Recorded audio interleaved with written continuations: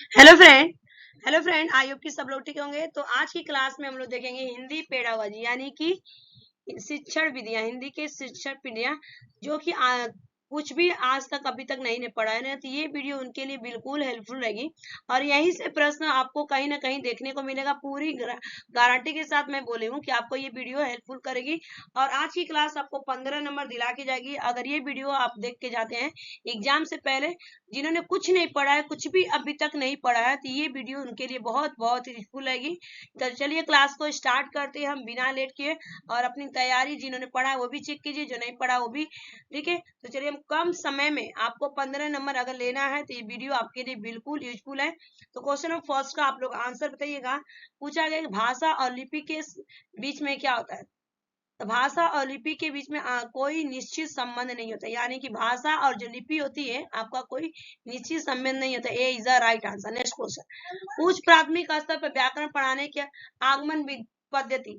उच्च प्राथमिक स्तर पर व्याकरण पढ़ाने की आगमन पद्धति।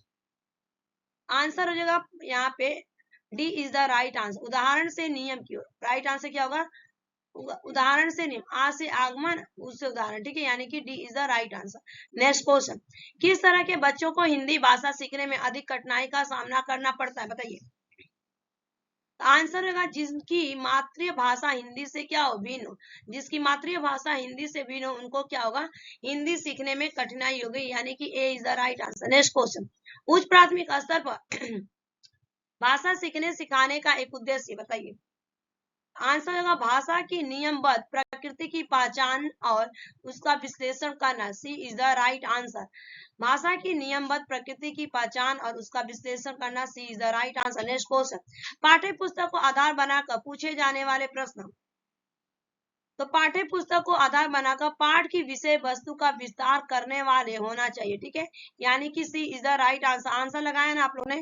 Next question. बच्चों की सशक्त लेखन क्षमता का परिचालक बताइए।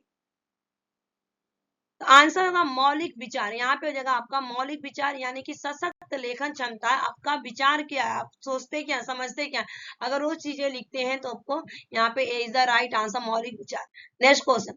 भाषा केवल अभिव्यक्ति का माध्यम ही नहीं बल्कि स्वयं से डैश का माध्यम है। तो स्वयं से कैसा माध्यम है, यानी कि भाषा एक बातचीत करने का माध्यम है। जब हमें दुख होता है तो हम शेयर करते हैं अपनी बात को, और जब हम खुश होते हैं तभी बताते हैं लोगों को, यानी कि एक बातचीत करने का माध्यम। C is the right answer. Next question. उच्च प्राथमिक स्तर की पाठ्य सामग्री में अनुवाद सामग्री रखने का उद्देश्य बताइए। आंसर हो जाएगा अन्य भाषाओं के साहित्य को हिंदी में पढ़ने के अवसर देना। ठीक है, पढ़ने के अवसर देना। अन्य भाषाओं के साहित्य को हिंदी में पढ़ने के अवसर देना। C is the right answer. Next question. Hindi भाषा के पाठों में अन्य भाषाओं के शब्दों के होने का अर्थ बताइए। तो आंसर हो जाएगा पाठ समाज के बहुभाषीय स्वरूप की सहज प्रस्तुति करना, यानी कि C is the right answer. जहां आपको बहुभाषी स्वरूप दिख जाए आंख बंद करके आंसर दे दीजिएगा, यही आपका right answer. C is the correct answer, यानी कि पॉजिटिव टैग हो जाएगा। C is the right answer. Next question. यदि आपकी कक्षा में दृष्टि बाधित बच्चे हैं तो आप बताइए। तो आंसर हो जाएगा अभी पढ़ने के उपयुक्त साधन देंगे। ठीक है, सभी, यहाँ पे सभी पढ़ने के क्या करेंगे, उनको उपयुक्त साधन देंगे, यानी कि C is the right answer. Next question. बच्चों में पढ़ने लिखने की कुशलता के विकास में सर्वाधिक सहायक है। आंसर होगा कहानी पढ़कर सवाल बनाना। क्या करेगा बच्चा, कहानी पढ़ के सवाल बनाएगा तो ये सर्वाधिक सहायक होगा, यानी कि C is the right answer. Next question. Poonam अपने विद्यार्थी को पढ़ाते समय दृश्य श्रव्य सामग्री का प्रयोग करती, इसका प्रमुख कारण क्या है कि वो कक्षा के। आंसर होगा सभी बच्चों की आवश्यकताओं को संबोधित करती है। ठीक है, वो बच्चों की सभी आवश्यकताओं को संबोधित करती है। Is the right answer. Next question. Next question का आंसर दीजिएगा कि प्राथमिक स्तर पर हिंदी भाषा का शिक्षक करते समय आपके इस बिंदु पर सर्वाधिक बल देंगे। किस बिंदु पर सर्वाधिक बल देंगे?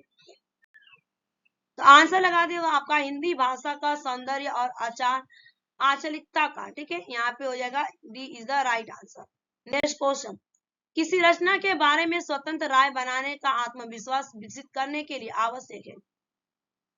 आंसर होगा भाषा बोध और साहित्य बोध। भाषा बोध और साहित्य बोध। A is the right answer.